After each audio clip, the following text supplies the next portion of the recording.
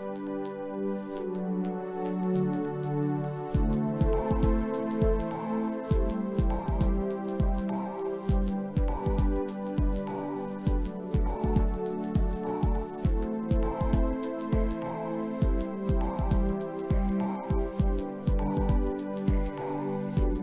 and I am back.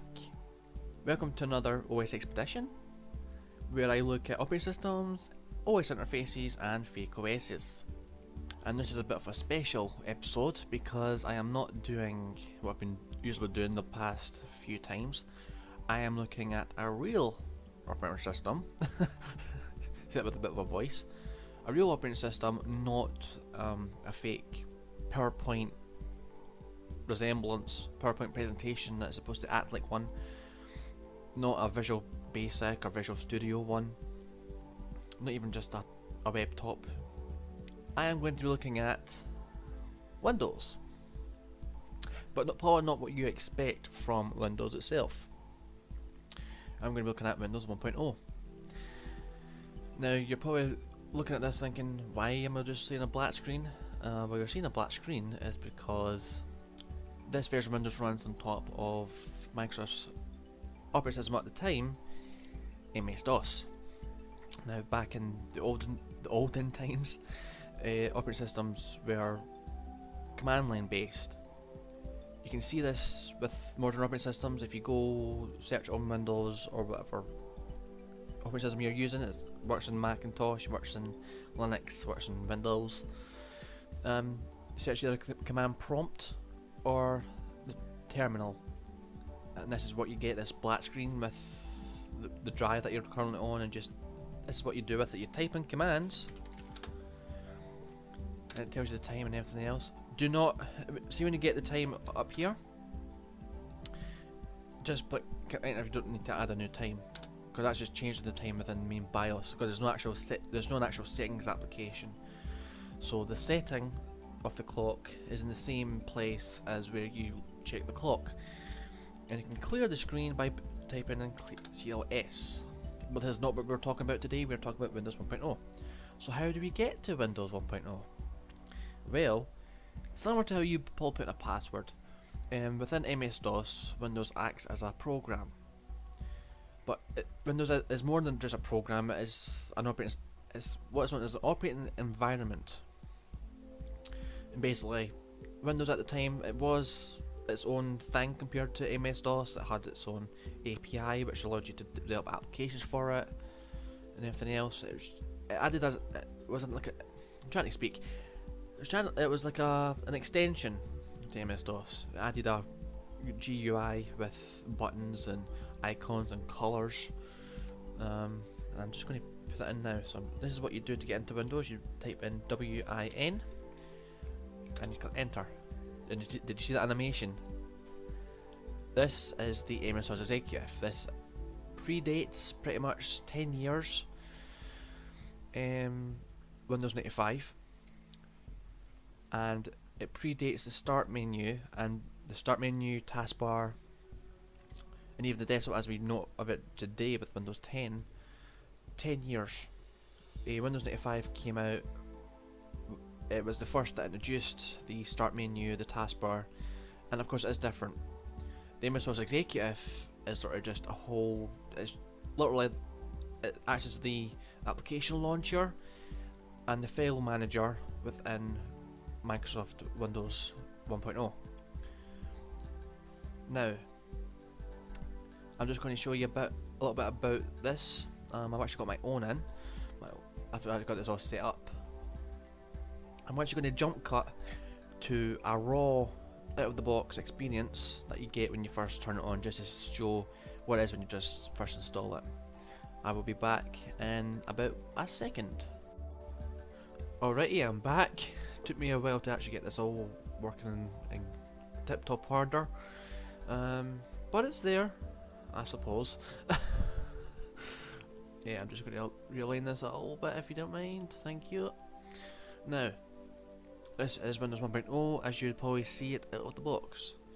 Now what you probably don't notice is this is not the full installation, this is the floppy disk preview think that what it is anyways.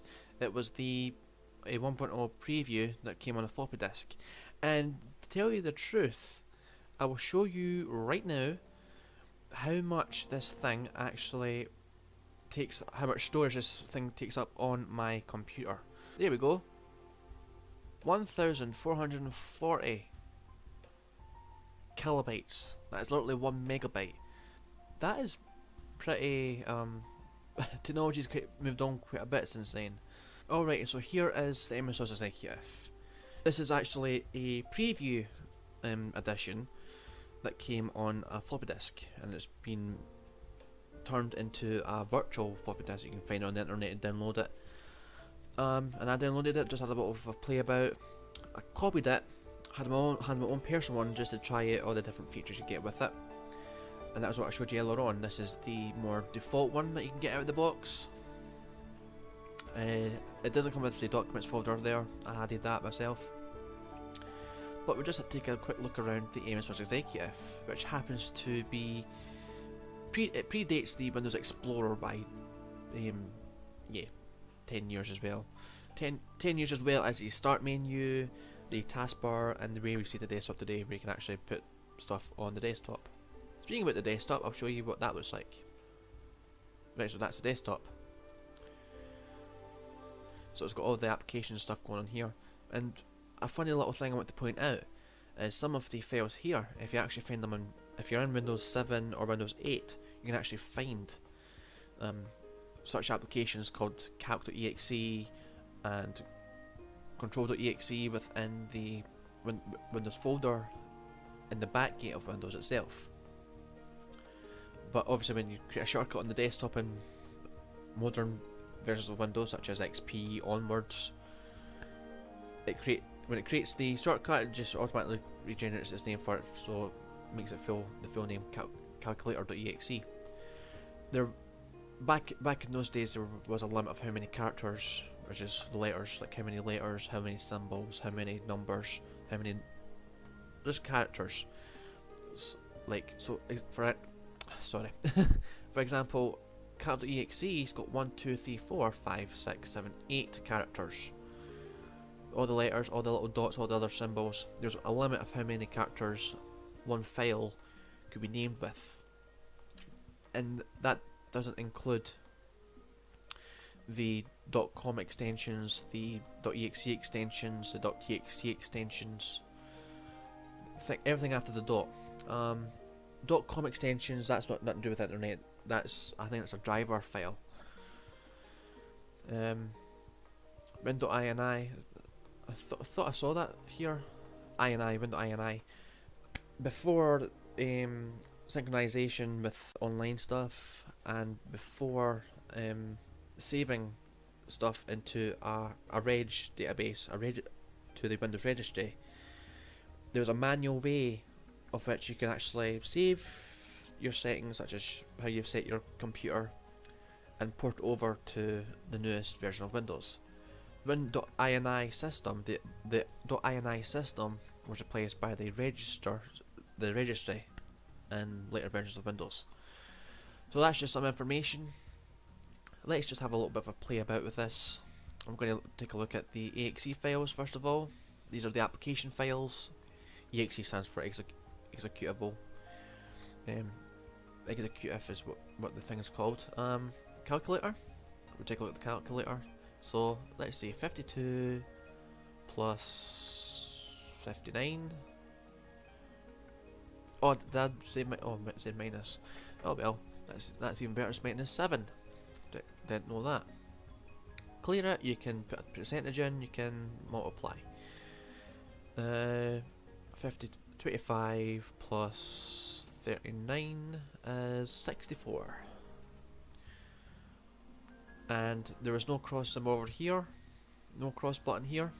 It's just a way to maximize the window itself, and you can drag it down to the, I think it's probably called the dock down here. This literally predates the Windows 7 dock. It even predates the Macintosh dock by about maybe like 20 years. I think Macintosh started having a dock in it about 2000, 2001 with Mac OS 10. Don't quote me on that, I could be wrong, and if you do know the right information, please let me know. And so that's the calculator. There's no crosshair, there's no minimize, there's no maximize button here. This predates all of that. The way to cross off your application is to go to the other opposite side and click, either double click or click and hold and go down to close. Well, that's that. And this feature here at the corner here, it still exists today in modern versions of Windows. If you go to the other side and see that little icon in the window that you're using, just click on that and that'll pop up with this little menu, similar to this. I don't know if it has the little about thing, I'll just check just now. Nah, it just has close. I just alt-tabbed out there just now. Edit, what does this do? Alright. So that's closed it. This is clock. This also existed up to Windows 2000, Windows XP, and maybe even Windows Vista. So this clock has actually been here for years as well. So it's quite interesting the kind of stuff that's remained in Windows to this day. I want to take a quick look at the about thing for MS-DOS Executive.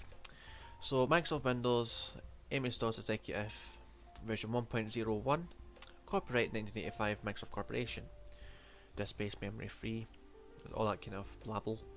But that's just that. Another thing I'm wanting to show you is I'm going to reopen some applications. No, I'm going to play some games. We'll look at the only game that's pre-bundled with Windows 1.0, Reversi, which I have no idea what to play for the life of me. It's just telling me that I should, whenever there's a little plus symbol here, that's where I can actually play it across the board. I have no idea in me how to play Reversi, so that's that out the window. Right is what we call WordPad in Windows 95 all the way to Windows 10. This is a text example a character, and you can tweak, highlight everything, you can bold it all, normal, italic, which doesn't seem to do anything, I don't think, and you can underline it as well. There are only 3 fonts pre-bundled with 1.0. You can enlarge the font. So here's the 3 fonts here, and you go into fonts, and here is a whole list. And there's only a choice of 10%. Font size, you could probably change that to, I'm going to change it to 15 just to see what happens. It's not doing anything. Doesn't seem to format it too well, but what's going to... Who cares? I'm not going to use it as my day-to-day operating system anyways. Copy. I'm going to show you this thing next. Sorry, my microphone's doing something awkward. Now,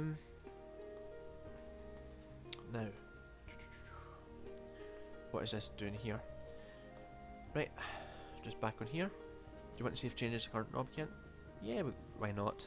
A drive. No, I didn't want to save an A drive. I want to save another folder. I think I'll just call it a RDoc because my nickname's Ricky. So Ricky's doc. Where did RDoc go then? It didn't go in there. Ah no, don't close.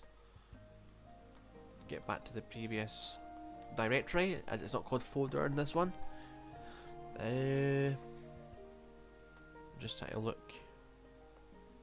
Roman. Right, so I can't seem to find my file here, but oh, well, who cares? Paint. This is what paint looked like back in the day. Let's just paint something. Let's put some text here. This is something weird. Eared. It's an eared thing. It's an eared thing. W. Thank you. I can just draw something. And you see how it draws? It draws while it's doing that thing. Just paint. There's only so many colours you can actually put onto this thing, but who cares? It's fun. Just have some fun here. What does this do? Oh, that's how you cut things out. Oh, that's quite smart. Probably noticed I didn't actually notice that before. This is a little spray tool. The S tool, what does this do? E-O, E-O, E-O. And that's that. And we just add a new one. No thank you. And just want to draw something here.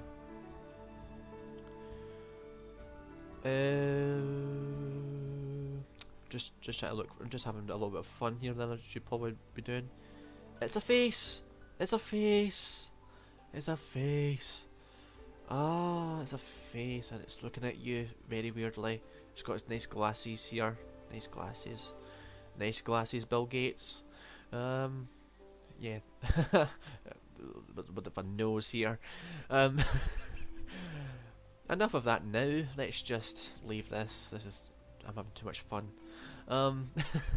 Spooler. I think that's a printer application. I could be wrong. I think so. Notepad. This is another application that I think just remained the way it was all the way through the generations. Don't have to type anything there. MS-DOS D. What does that do? Now I thought that thing there, the MS-DOS D, did something, but I'm not too sure what it does. MS-DOS.exe is actually just the MS-DOS itself. It's similar to how you can find the Windows Explorer file within the Windows Explorer itself, which is kind of funny. But yeah, I could open as many windows for the executive as I can, and that's that. And it is very similar in a way to how Windows 8 is designed. In Windows 7 when it comes to the windows, and with the big icons at the bottom, as I say, with the big icons, kind of like a little docky style thing. And yeah, how you can actually snap everything into the windows itself. You can't resize everything as far as I'm aware, but you can still snap like that. And you can put 4 in just like you could with Windows 10. You can. Like that. I'm just going to open card file. I don't even know what card file is supposed to be. I think it's just a little kind of like database thing for putting numbers in, I suppose. And that's me turned up just like Windows 10. No thank you. And no thank you. So, there's quite a few things that quite intrigue me, by the way. You can drag things down obviously and put it to the bar down here. We're going to go into settings just to see what that's like, if I can actually find control.exe. Control.exe, that is control panel, as it was still called up until Windows 10. They've got it replaced with settings. Screen colors, you can change the time, you can change the double click speed. The 10th of 2917, and it's 10 o'clock. Of course it is. Screen colors. Nothing to do here. What does this do? Oh yeah, that changes the background here. So this is displaying what's changing as you're changing it. Scroll bars. So I can make the scroll bars blue if I like. I want them pure blue. Active title bars, make that blue as well, just to make it nice and active. Just make it a dead kind of black colour, like that. Window frame, what does that do? Alright, I've only just realised that. Title bar text, so make that inverted.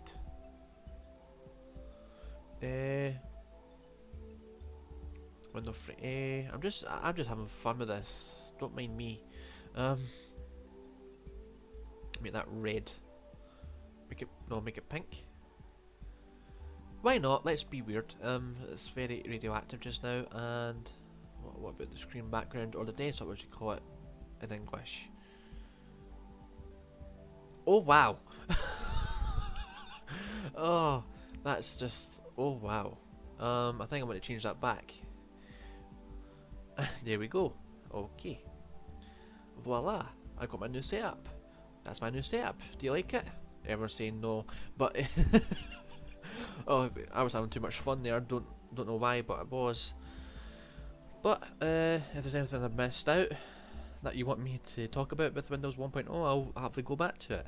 But yeah, this is Windows 1.0. If you like this video and you've seen me for the first time, please subscribe to me. You get updates through subscriptions, obviously. But yeah, if you enjoyed this, give me a like. And I'm doing more videos on here, more Windows stuff, more graphical UI stuff. And if you want to download Windows 1.0, I will have it on my DeviantArt page on DeviantArt. But yeah, if you enjoyed this, like and subscribe, and I will see you in the next video. See you later.